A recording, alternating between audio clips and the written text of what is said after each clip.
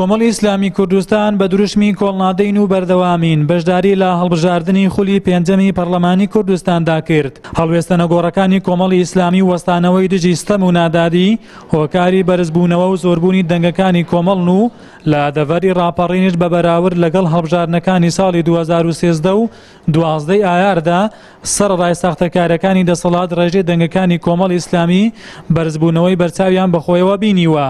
سوپاس و پێزانینمان بۆ سەرجەم دەنگدەرانی لیستی 194 کۆمەڵی ئیسلامی کوردستان.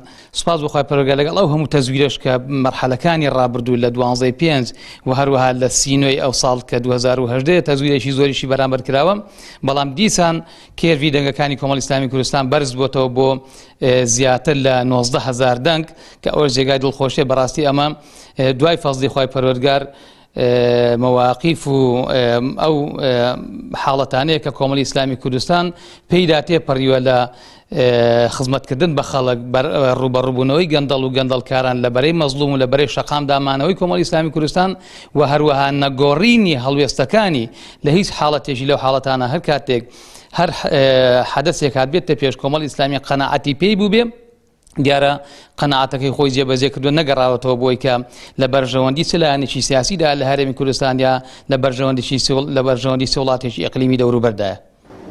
بەرزبوونەوەی دەنگەکانی کۆمەڵی ئیسلامی لە هەڵبژاردننی 30 ئەیلولدا هەرکێکی قورستر دەخاتە شەرشانی سەرکردایەتی و ئەندامان و کادیرانی کە چۆن بتوانن لە داهاتوودا پارێزگاری لەو دەنگانە بکەن و کۆمەڵی ئیسلامی لە ڕێگەی خزمەتەکانیەوە زیاتر ببێتە جێی ئومێدی تەواوی هاوڵاتیانی هەرێمی کوردستان.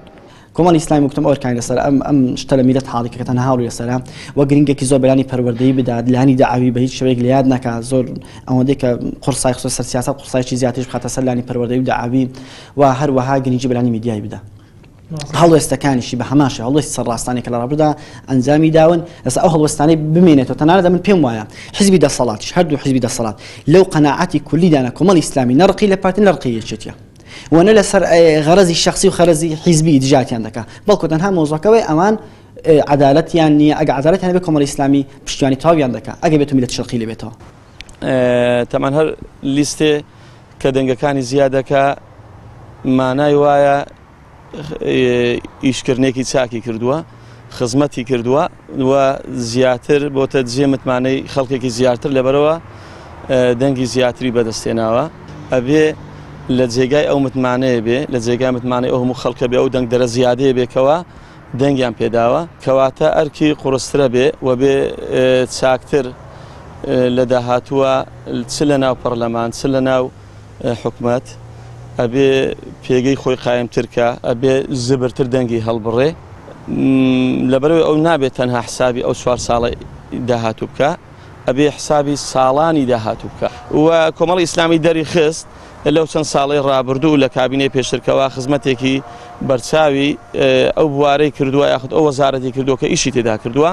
لە ماوەی 27 ساڵی ڕابردوودا دەسەڵاتدارانی هەرێمی کوردستان داهاتی سەر زەوی و ژێر زەویان بۆ خزمەتی خۆیان و کەسە نزیکەکانیان بەکارهێناوە و پێچەوانەی ئەوانش خزمەتکردنی کۆمەڵانی خەڵکی کوردستان و دابینکردنی ژانێکی شایستە بۆیان یەکێکە لە ئامانجە سەرەکیەکانی کۆمەڵی ئیسلامی و لە ماوەی ڕابردووشدا لە ڕێگەی تیمەکانی لە حکومەت و پەرلەماندا بەکردار ئەوەی سەلماندووە و لەو پێناوەشدا قوربانی گەورەی بەخشیوە.